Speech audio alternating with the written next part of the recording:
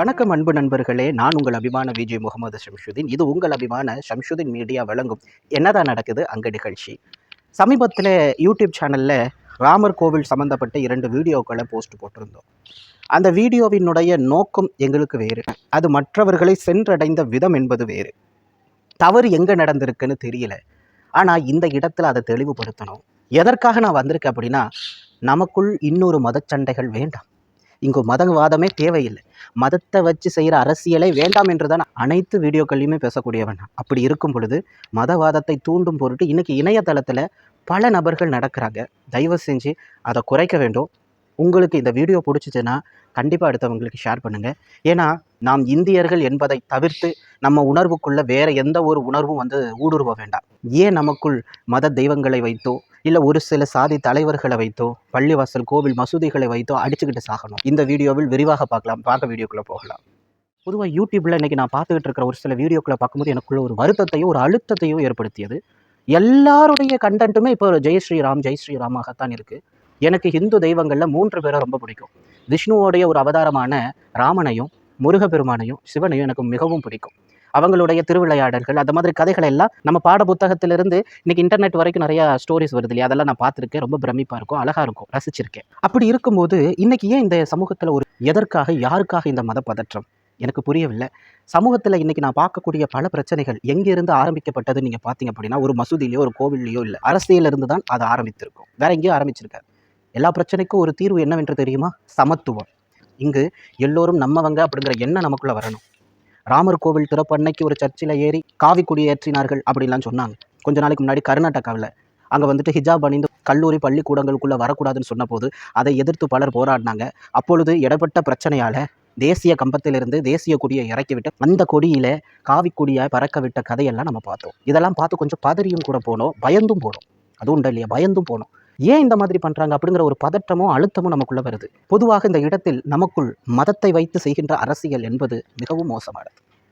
ஏதோ ஒரு நடிகர் சொல்லியிருக்கார், மதமும் மத தெய்வங்களை வைத்து அரசியல் செய்வது ஆபத்தானது அப்படின்னு சொல்லியிருக்காரு ஒரு நடிகர். யாருன்னு அவருடைய பேர் மறந்து போச்சு. 100% உண்மை. ஏன் அப்படின்னா, நமக்குள் ஏன் இப்படி ஒரு அடிச்சுக்கிட்டு சாகணும்? யாருக்காக நம்ம அடிச்சுக்கிட்டு சாகணும்? எதுக்காக சாகணும்? என்னை பொறுத்த வரைக்கும் சமத்துவமாக வாழ்வதில் என்ன சிரமம்? மசூதியை இடித்து இன்னைக்கு கட்டப்பட்டு இருக்கு கோவில். அதற்கு எந்த இஸ்லாமியர்களிடத்திலிருந்தும் பெரிய அழுத்தத்தையோ அல்லது ஆதங்கத்தையோ பார்க்க முடியறதில்ல. ஒரு சிலர் தான் அதை மென்மேலும் பேசிக்கொண்டு இருக்கிறார்களே ஒழிய இஸ்லாமியர்களாக சந்தோஷமாக இருக்காங்க. இதை வச்சு அப்பாடா இன்னொரு பிரச்சனை வராதுன்னு. ஆனால் இந்த ட்ராக் அடுத்து அப்படியே இன்னொரு பள்ளிவாசலின் மீது திரும்புகிறது. ஒரு காலகட்டத்தில் நம்ம எல்லாமே மதம் மாறினவர்கள் தான். நான் மட்டும் என்ன மோகலாயராக வந்தவரா இந்த மண்ணுக்கு?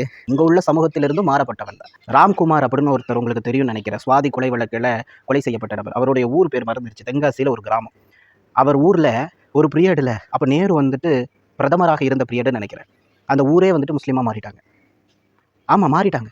நேருவே அந்த ஊருக்கு போனார். அப்போ அன்றைக்கி ரொம்ப பெரிய ஹாட் டாப்பிக்கே அதுதான். ஏன்னா எங்களுக்கும் கடவுள் மேல் பற்று இருக்குது, நாங்கள் கோவிலுக்குள்ளே போக முடியாது, இப்படி எங்களை வச்சு அடக்குமுறை செய்கிறாங்க, நான் வெளியே வரேன் அப்படின்னு சொல்லி அந்த சமூகத்தில் இருந்த எல்லோரும் மதம் திறந்து இஸ்லாமிய மதத்திற்கு மாறினாங்க. அப்படி மாறப்பட்டவர்களில் ஒருவர் தான் நானும். அந்த மாதிரி என்னுடைய சமூகமும் கூட எங்கோ ஒரு இடத்தில் இதுபோல் சாதி சண்டைகளால் அகப்பட்டு சாதி அடக்குமுறைகளால் மீள முடியாமல் ஓடி வந்தவங்க தான் இன்றைக்கி கிறிஸ்துவர்களா இஸ்லாமியர்களா மற்ற மதங்களா இல்லைன்னா மதமே வேணாம் கடவுளே இல்லைன்னு சொல்லக்கூடிய நாத்திகவாதிகளாக மாறி இருக்க முடியும். யாரும் இன்றைக்கி வெளிநாட்டிலிருந்து எக்ஸ்போர்ட் பண்ணவங்க கிடையாது. அதை 100% நீங்கள் புரிஞ்சுக்கணும். நாம் இந்தியர்கள், நாம் இந்துக்கள், இந்த மண் இந்தியருக்கு சொந்தம், இந்துக்களுக்கு சொந்தம். கிறுக்குத்தனமாக பேச வேண்டாம். காதை கொடுத்து கேளுங்க. இங்கே உள்ளவன் இந்தியன் தான். மோகலாயனுடைய மதத்தை இங்கே பரப்பினார், கிறிஸ்துவருடைய மதத்தை இங்கு பரப்பினார். நீ எல்லாருமே இந்தியர் தான். அதில் உனக்கு எந்த பதற்றமும் வேணாம். உனக்கு ஏன் அந்த பதட்டம் வருது? ஆகுனா நீங்கள் பாகிஸ்தானுக்கு போங்க. மதவெறி பிடித்த இஸ்லாமியர்கள் பாகிஸ்தான் போனாங்க. அங்கு மதவெறி பிடித்த இந்துக்கள் இந்த மண்ணுக்கு வந்தாங்க. மதவெறி பிடித்த ஒரு சில தலைவர்களால் பாகிஸ்தான் இந்தியா பிளவு பெற்றது. நான் ஓப்பனாக சொல்கிறேன். ஆனால் நீயும் நானும் இந்த மண்ணிலேயே வாழ்ந்துட்டோம். இது என் பிறந்த மண்ணுடா, இதை விட்டு நான் போகமாட்டேன்னு சொல்லி நீயும் நானும் இந்த மண்ணிலேயே வாழ்ந்துட்டோம். எனக்கு மதம், ஜாதி, மொழி, அதற்கு பிறகு மாநிலங்கள், பிரிவினைவாதம் போன்ற பிரிவினை எனக்குள் இல்லை என்பதனால் இந்த மண்ணிலேயே நான் தங்கிட்டேன்ப்பா. ஆமாம், அன்றைக்கி இஸ்லாமியர்களுக்கு தனியாக ஒரு நாட்டை ஒதுக்கி கொடுத்த போது நாங்கள் போகலை. எங்களுக்கு போக வேண்டிய அவசியமும் இல்லை. இது ஏன் மண், உனக்குத்தானே மதவெறி, போ பாகிஸ்தானுக்கு அப்படின்னு பற்றி விட்டுருமே தவிர நாங்கள் போகலப்பா. ஏன் போகலை அப்படின்னு நீங்கள் சிலர் கேட்பாங்க. ஏன் போகலை அப்படின்னா, எங்களுக்கு இந்த மண்ணின் மீது உள்ள காதல் அதிகம். நாங்கள் பூர்வீக கூடிய இந்த மண்ணுக்கு நாங்கள் மதம் தான் மாறி இருக்கிறோமே ஒழிய எங்களுக்குள் இந்தியன் என்கின்ற உணர்வு அதிகம். இந்திய மண்ணிற்காக இரத்த துளி சிந்திய 1000 இஸ்லாமியர்களை காட்ட முடியும். எத்தனை ஆரியர்களை உங்களால் காட்ட முடியும்? ஒரு ஆரியர்களை உங்களால் காட்ட முடியுமா? முடியாது. ஏன்னா எங்கள் மண்ணுக்காகவே நாங்கள் உயிர் தியாகம் செய்தோம். இன்னைக்கு திருச்சியில ஜமால் முகமது சாஹிப் அவருடைய பேரில் ஒரு கல்லூரி இருக்குது. அவர் யாருன்னு கேட்குறீங்களா? இந்தியாவில் காந்தி வட்டமேசை மாநாட்டிற்கு ஜமால் முகமது சாஹிப் கிட்ட போயிட்டு ஏதாவது டொனேஷன் தாங்கன்னு கேட்குறாரு. காந்தி நினச்சார் அவர் ஒரு பெருந்தன்மையானவர், அள்ளி கொடுப்பாரு, 1 லட்சம் 2 லட்சம் கூட கிடைக்கும்னு நினச்சிக்கிட்டார். ஆனால் அவர் நினச்சதை விட அதிகமாக பிளாங்க் செக்கை கையில் கொடுத்தாரு. காந்தி கேட்டார், இவர் மனநிலையோடு கொடுக்குறாரா இப்படின்னு தெரியலேன்னு சந்தேக கண்ணோட்டத்தில் கேட்டார். அதில் எவ்வளோ வேணுமோ ஃபுல் பண்ணிக்கங்கன்னு சொன்னார். தாய் நாட்டிற்காக என் சொத்தை கூட அள்ளி தருவேன் என்று சொன்னார் ஜமால் முகமது சாஹிப். அவருடைய பேரில் தான் இன்றைக்கி திருச்சி ஜமால் முகமது கல்லூரி இருக்குது. இதுபோல் 1000 தலைவர்களை என்னால் காட்ட முடியும். தேசிய கொடியை கூட வடிவமைத்தது ஒரு இஸ்லாமிய பெண் தான். எங்களுக்கு நாடு மதம் இவ்விரண்டும் இரு கண்கள். இது இஸ்லாமியனா நான் சொல்கிறேன். எல்லா இஸ்லாமியர்களுக்கும் அப்படி தான். எங்களிலும் ஒரு சில மதவெறி பிடித்தவர்கள் இருக்கத்தான் செய்கிறாங்க. அது மேனுஃபேக்சரிங் டிஃபெக்ட்னு சொல்லுவாங்களே. உன் மதம் உனக்கு, அவங்க மதம் அவனுக்கு தான் இறைவன் வந்துட்டு குரானில் சொல்கிறான். அதனால் இஸ்லாம் எந்த இடத்துலையும் மதவாதத்தை காட்டுன்னு சொல்லலை. ஆனால் எங்களில் சிலர் காட்டத்தான் செய்கிறாங்க, ஒரு சிலர் காட்டிக்க தான் செய்கிறாங்க. பொதுவாக எல்லா மதங்களிலும் எல்லாரும் இருப்பாங்க. அந்த மாதிரி இஸ்லாத்தில் இருக்கக்கூடிய 1-2 பேரை எடுத்து கொண்டு வந்துக்கிட்டு ஒட்டுமொத்த நபர்கள் மீது பழிய தூக்கி போட வேண்டாம். இங்கு மீண்டும் ஒரு மதக்கலவரம் வேண்டாம். ஐயா மதிப்புக்குரிய நரேந்திர மோடி அவர்கள் இதனை கருத்தில் கொள்ள வேண்டும். இந்த பூமியை நீங்கள் தான் வந்துட்டு கண்டிப்பாக வந்துட்டு அமைதி நிலைக்கு மாற்ற வேண்டும். இங்கே எங்கு பார்த்தாலும் மதம் சம்மந்தப்பட்ட பிரச்சனைகளாகவே இருக்குது. ஃபேஸ்புக்கில் ஒரு வீடியோ பார்த்தேன். யாரோ ஒருத்தன் ஒரு முஸ்லீம் பதிவிடுறாரு. என்ன பதிவிடுறாருன்னா, யாரோ ஒருத்தர் ஏதோ ஒரு இடத்துல போயிட்டு தேசிய கொடியை இறக்கிட்டு காவி கொடி ஏற்றுறாரு. இது எவ்வளோ பெரிய ஆபத்துன்னு சொல்கிறார். கீழே அதற்கு யாரும் மறுப்பு தெரிவிக்கல. அவன் முஸ்லீம்ங்கிறத விடுங்க, அவன் செஞ்சது சரின்னு நீங்கள் நினைக்கிறீங்களா? உங்கள் மனசாட்சி உறுத்தவில்லையா? தேசிய கொடியை அவமதிப்பது எவ்வளோ பெரிய தவறு, எவ்வளோ பெரிய குற்றம்.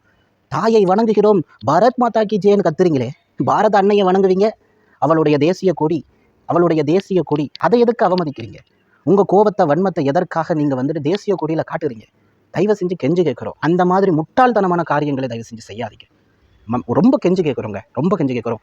தேசிய கொடியின் மீது கை வைக்காதீங்க. உங்களுக்கு அந்த தேசிய கொடி வெறும் பெயிண்ட் அடிக்கப்பட்ட 3 கலரால் பெயிண்ட் அடிக்கப்பட்ட சாதாரண கொடி. அது எங்களுக்கு இதயத்தை விட முக்கியமான ஒன்று. உங்களுக்கு அது புரியாது என்றால் தயவு செஞ்சு போயிடுங்க. உங்களுடைய அரசியலை எங்கள் தேசிய கொடியில் காட்டாதீங்க, கேட்டுக்கிறேன். இது போக வேறு என்ன இந்த இடத்துல நான் சொல்லப்படுறேன்னா, இன்றைக்கி இருக்கக்கூடிய இளைஞர்கள் எல்லாருமே ராமனின் மீது பற்றுக்கொள்ளுங்க, அவருடைய கோவிலுக்கு போங்க, அவரை வணங்கி வழிபடுங்க, நன்கொடை கொடுங்க, சந்தோஷம், அப்படியே பண்ணுங்க. ஆனால் அதற்காக பிற தெய்வங்களின் மீதும், பிற கடவுள்களின் மீதும், பிற மதங்களின் மீதும் தயவு செஞ்சு வன்முறைகளை தூண்டும் பட்சத்தில் பேசாதீங்க, செயல்படாதீங்க. இது இஸ்லாமியர்களுக்கும் கூட. நம்ம மதம் நமக்கு, அவமதம் அவனுக்கு. இந்த மண் எல்லோருக்கும் பொதுவானது. எல்லோருங்கும் போது அங்கே இந்துக்கள் வராங்க. ஒரு இடத்துல இந்துக்களை விட்டுட்டு எல்லாரும் சமம்னு சொல்லக்கூடியதை என்னால் ஏற்றுக்க முடியாது. அப்படியும் இங்கே ஒரு சில அரசியல் இருக்குது, அதையும் நாங்கள் எதிர்க்கிறோம். எங்களை பொறுத்த வரைக்கும் இந்தியர்கள் என்று ஒன்றுபடுவோம். மத உணர்வு என்பது உங்களுக்கு இன்னைக்கு இந்த மதமாக இருக்கலாம், நாளைக்கு எந்த மதமாக கூட இருக்கலாம். நான் கூட அப்படிதான், நீ கூட அப்படிதான். இந்தியர் என்பது நீங்கள் உலகத்தில் எந்த மூளைக்கு போனாலும் கூட நீ யாருன்னு கேட்டால் இந்தியன் தான் சொல்லுவோம். ஏன்னா இந்த நாட்டினுடைய மக்கள் நான் சொல்ல வருவது, நமக்கு மதங்கள் பிடிக்க வேண்டும், மதம் பிடிக்க வேண்டாம் என்பதனை தெளிவுபடுத்தி விடைபெறுகிறேன். இன்னொரு மதப்போர் இந்த மண்ணுக்கு வர வேண்டாம். தயவு செஞ்சு கெஞ்சு கேட்கிறோம், அமைதி காருங்கள். சோஷியல் மீடியா இது போன்ற ஒரு சில வீடியோக்களை கண்டென்ட்டுங்கிற பேரில் எடுத்துக்கிட்டு சில தேவையில்லாத மக்கள்கிட்ட போயிட்டு, அறிவில்லாத மக்கள்கிட்ட போயிட்டு மைக்க நிட்டுறீங்க. அவன் பாட்டில் அரசியல் உள்நோக்கத்தோடு தேவையில்லாத ஏதோ ஒரு வார்த்தையை திட்டிட்டு போயிடுறான். அதை பார்த்துட்டு ஒரு சில பேர் பொங்குறாங்க. அடுத்து பொங்கக்கூடிய ஒரு சிலரை வச்சு நீங்கள் ஒரு வீடியோ எடுக்கிறீங்க. தயவு செஞ்சு இந்த விளையாட்டு வேண்டாம். பத்தி எரியுது. இது உலகமெங்கும் பத்திக்கிறோமோங்கிற பயத்தோடு இந்த இடத்துல கெஞ்சு கேட்குறேன். நமக்குள் மதவெறி வேண்டாம், அமைதி காருங்கள். இந்தியராக சமரசமாகுவோம். இனி ஒரு மதப்போர் வேண்டாம். இனி ஒரு விதி செய்வோம். அடுத்த வீடியோவில் சந்திக்கிறேன். நன்றி, வணக்கம்.